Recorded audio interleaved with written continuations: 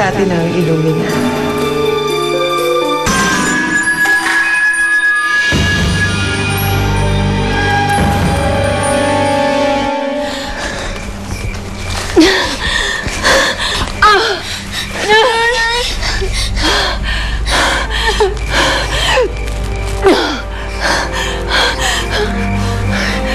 Mga anak, Melina, Elvira, hinang-hina na ako, hindi na ako magtatagal. Masyadong makamandag ang kapangyarihan ng mga puting sorsera. Hindi ako magalita ng ganyan, Nay. Kunin niyo to. Magagamit niyo yan. Mga anak, huwag niyong kalilimutan ang mga kapangyarihan na tinuro ko sa inyo. Pero magiging ganap lang ang inyong kalakasan kung mababawi ninyo ang aklat ng Salamangka. Balang araw, kailangan kunin ninyo ang Lumina. Pero sa ngayon, ang kailangan muna, umalis kayo at magtago. Huwag na huwag kayong maghihiwalay. Kung hindi kayo maghihiwalay, mananatili kayong malakas. Hindi kami magkakawalay, Nay.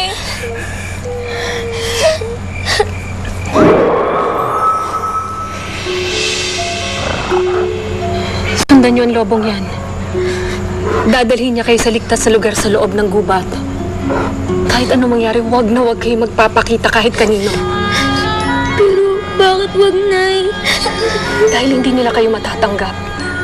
Dahil kakaiba kayo, mga sorsera kayo. Sige na, umalis na kayo.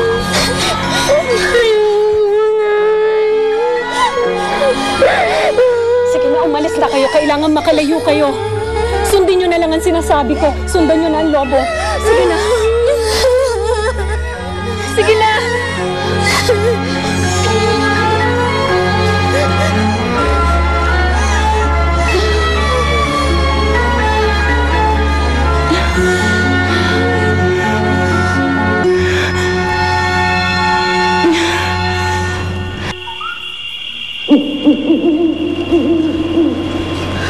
Nasaan na yun? Saan nagpunta yung lobo? Melina, ano yun?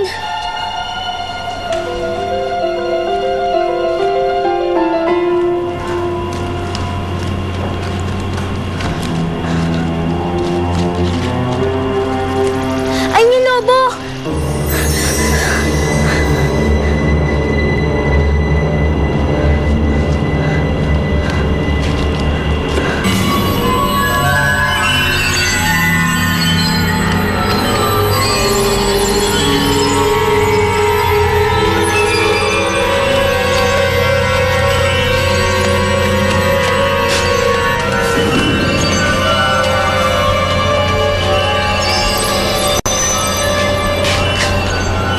Ate Elvira, dito na ba tayo titira?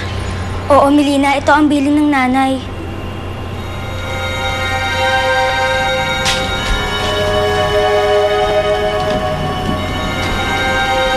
Pero, hanggang kailan tayo dito? Ewan ko, Melina. Ewan ko.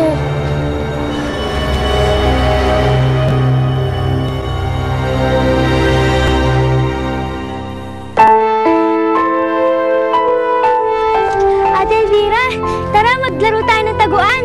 Ang taas-taas ng araw eh. Gusto mo maglaro? Dali na, bilang na. 1, 2, 3, 4, 5, 6, 7, 8, 9, 10. Melina, nasaan ka? Melina, nasaan ka?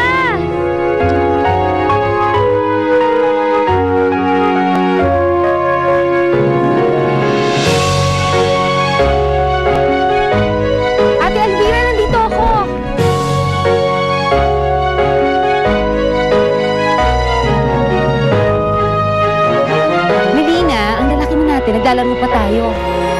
Habulin mo ako sa batis.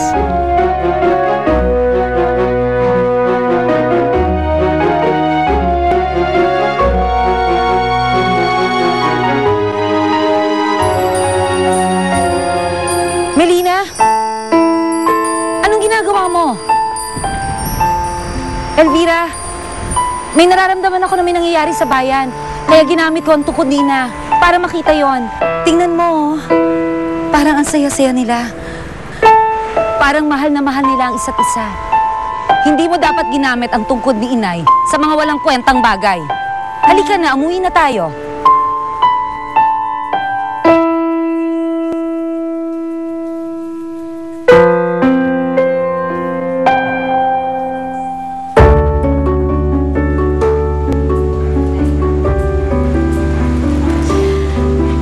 Nagkakamali ka, Ate Elvira. Hindi totoong walang kwenta ang pag-ibig. Dahil nung nabubuhay pa si Inay at si Itay, mahal na mahal nila ang isa't isa at masayang-masaya sila. Ako kaya, kailan ko kaya makikita ang lalaki magmamahal sa akin?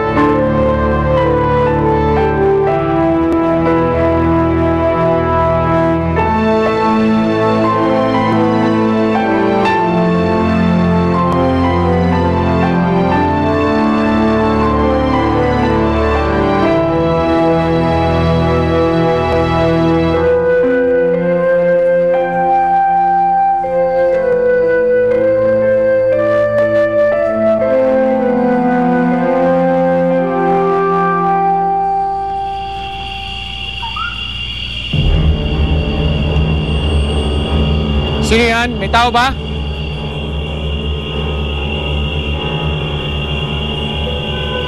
Sino yung sabi?